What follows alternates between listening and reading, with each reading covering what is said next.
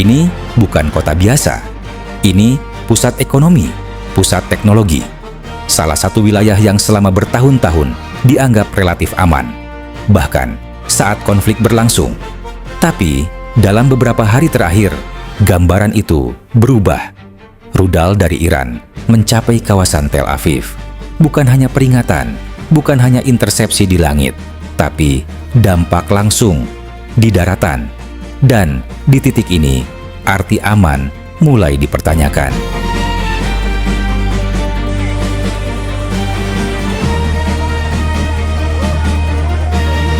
Dalam konflik modern, informasi bergerak dalam dua jalur. Yang pertama, laporan resmi. Yang kedua, kamera warga. Dan kali ini, dunia melihat semuanya secara langsung. Dari balkon apartemen, dari kamera mobil, dari ponsel di jalanan. Langit malam dipenuhi cahaya. Jejak interseptor naik cepat. Kilatan rudal terlihat jelas. Lalu, ledakan. Sebagian di udara, sebagian mencapai permukaan. Untuk memahami apa yang terjadi, kita harus melihat sistem pertahanannya. Israel memiliki pertahanan udara berlapis, bukan satu sistem, tapi beberapa lapisan yang saling melengkapi. Sistem jarak pendek, menengah, hingga pencegat rudal balistik jarak jauh. Dalam doktrin militer, ini dikenal sebagai layered defense. Tujuannya sederhana, menghentikan ancaman sebelum mencapai kota.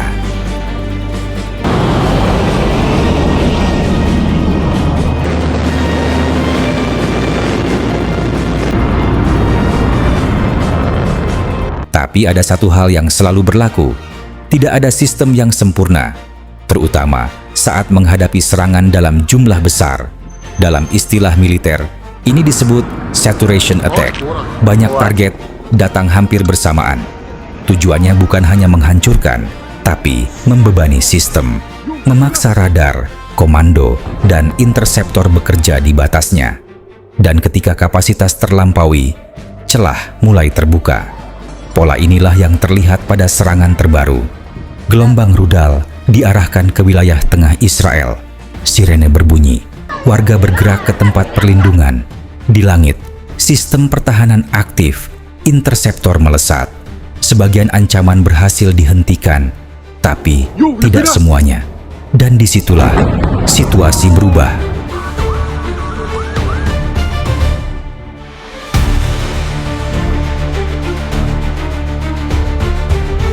Rekaman dari warga menunjukkan sesuatu yang jarang terlihat dalam skala seperti ini. Ledakan di kawasan perkotaan, api dan asap dari bangunan. Kendaraan rusak oleh puing. Kaca gedung pecah akibat gelombang kejut. Di beberapa titik, bagian bangunan runtuh. Tim darurat bergerak cepat. Evakuasi dilakukan. Area ditutup. Dampak terjadi di kawasan metropolitan Tel Aviv, termasuk kota-kota penyangga di sekitarnya. Ini adalah wilayah padat. Jutaan orang tinggal di dalamnya. Dan ketika serangan terjadi di lingkungan seperti ini, dampaknya bukan hanya fisik, tapi juga psikologis dan strategis. Di sisi lain, berbagai klaim mulai bermunculan. Ada yang menyebut sistem pertahanan kewalahan. Ada juga yang mengatakan stok interseptor menipis. Tapi, jika dilihat lebih hati-hati, gambarnya tidak sesederhana itu. Data yang bisa diverifikasi menunjukkan dua hal. Sebagian besar ancaman tetap berhasil dicegat, namun sebagian lainnya tetap lolos. Dan ini penting, karena dalam perang modern, sistem pertahanan tidak dirancang untuk sempurna, tapi untuk mengurangi dampak.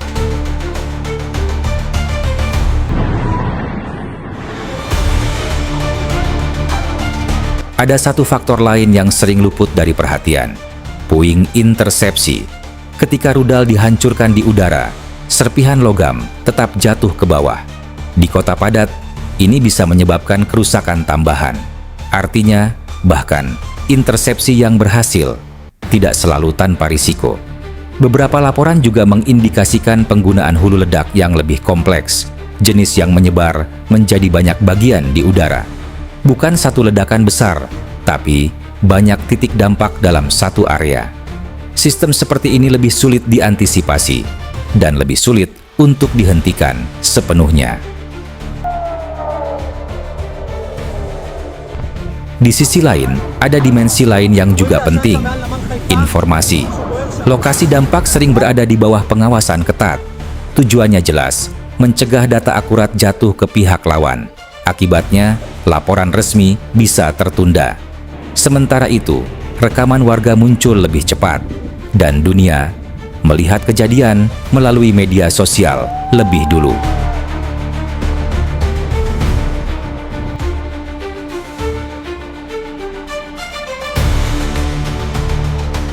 Dari semua ini, muncul satu pertanyaan utama.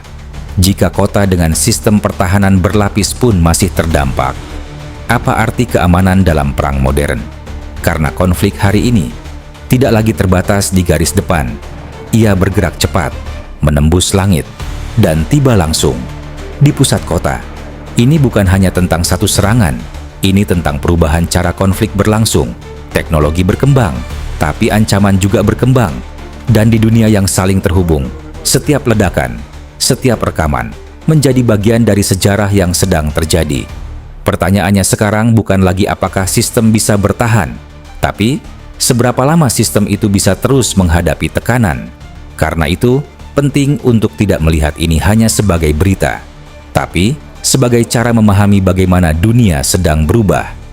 Jika kamu tertarik dengan analisis seperti ini, strategi, konflik, dan geopolitik global, dukung channel ini dengan subscribe, like, dan share. Karena di tengah derasnya informasi, kita tidak hanya butuh cepat, kita butuh jelas. Konten ini disusun dari berbagai sumber terbuka dan analisis yang tersedia saat ini. Situasi dapat berubah dengan cepat. Video ini tidak bertujuan mendukung kekerasan atau propaganda pihak manapun. Tujuannya adalah memberikan pemahaman yang lebih luas dan berimbang. Tetap kritis, tetap tenang.